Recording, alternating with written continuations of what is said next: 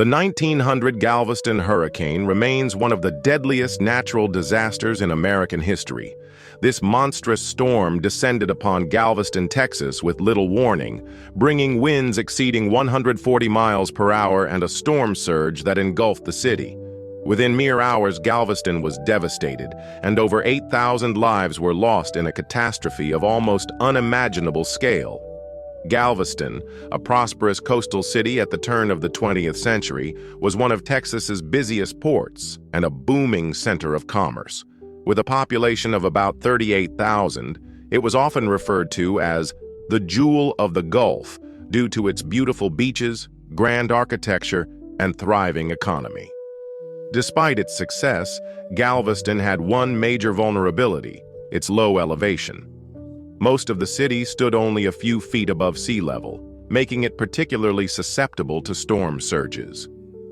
In the days leading up to September 8, 1900, meteorological signs of an impending hurricane were present, but largely underestimated.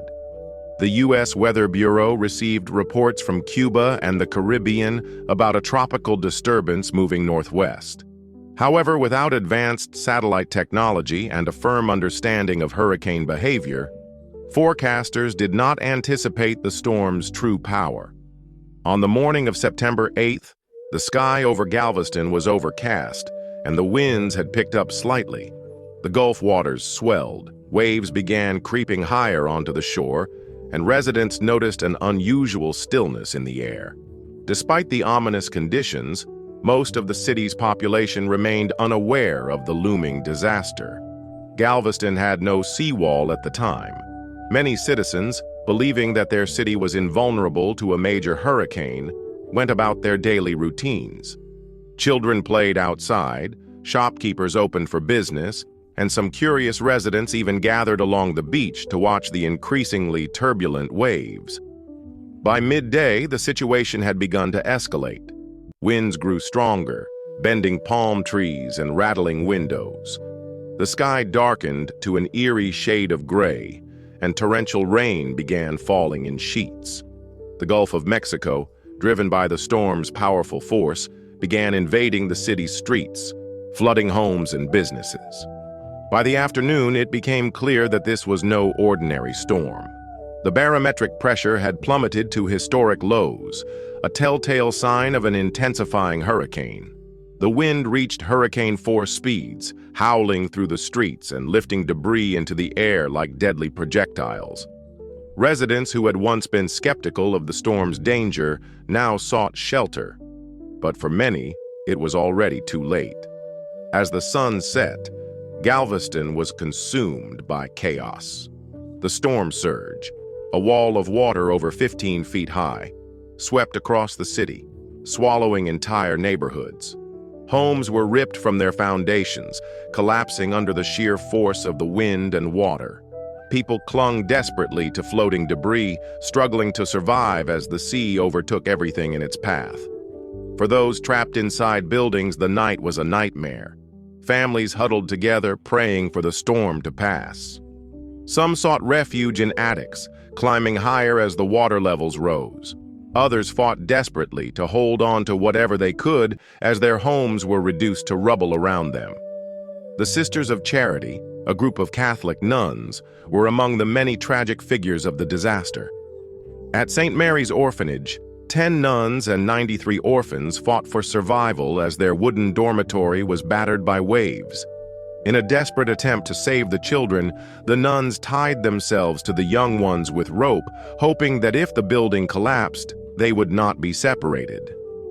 Tragically, the structure did fall, and all but 3 of the children perished in the floodwaters. The winds continued their rampage, reaching estimated speeds of 140 miles per hour. The roar of the hurricane drowned out the screams of those in peril. Fires ignited as gas lines ruptured, sending flames dancing atop the floodwaters.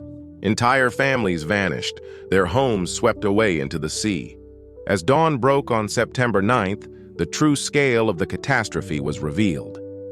The once thriving city of Galveston lay in ruins. The landscape was unrecognizable: mangled remains of homes, shattered businesses, and broken infrastructure littered the streets. The bodies of thousands of victims lay beneath the debris, entangled in wreckage or washed up on the shore. Survivors emerged from their temporary shelters, many in shock, wandering through the rubble in search of loved ones. Those who had endured the storm faced another grim challenge: disease and starvation. With the city's water supply contaminated and food stores destroyed, the threat of outbreaks loomed large. Rescue efforts began almost immediately, but they were met with enormous challenges. Railroads had been destroyed, telegraph lines were down, and the sheer scale of the devastation made communication nearly impossible. News of the hurricane took days to reach the outside world. And when it did, the nation was horrified. The official death toll stood at approximately 8,000, though some estimates place it as high as 12,000. Entire families had been wiped out, and thousands were left homeless. The survivors faced the enormous task of rebuilding not just their homes, but their lives. To prevent disease, mass burials and funeral pyres were organized. At first, bodies were loaded onto barges and taken out to sea, but when the tide washed them back onto shore, desperate officials resorted to burning corpses in giant pyres. It was a grim necessity in the wake of such horror. Despite the unimaginable destruction, Galveston's spirit endured. The city committed itself to rebuilding stronger than before. One of the most significant changes was the construction of a massive seawall designed to protect against future storm surges. The entire city was also raised, with buildings lifted onto stilts or placed on sand foundations to elevate them above potential floodwaters. The Galveston hurricane of 1900 serves as a stark reminder of nature's fury and the importance of preparedness. In its wake, advancements in meteorology and hurricane forecasting were made to prevent such a tragedy from happening again. The storm's legacy also led to changes in urban planning, coastal engineering, and disaster response strategies. Today, Galveston stands as a testament to resilience. Though it has faced other hurricanes, none have matched the sheer destruction of that fateful night in 1900. Memorials honor the lost, and stories of survival are passed down through generations. The storm remains one of the darkest chapters in American history, a somber warning of the power of nature and the fragility of human life. The storm that wiped out an entire city in mere hours was a moment of unimaginable loss. But through its devastation, it also forged a community of survivors who refused to be broken. Galveston's story is not just one of destruction, it is one of perseverance, determination, and the will to rise again.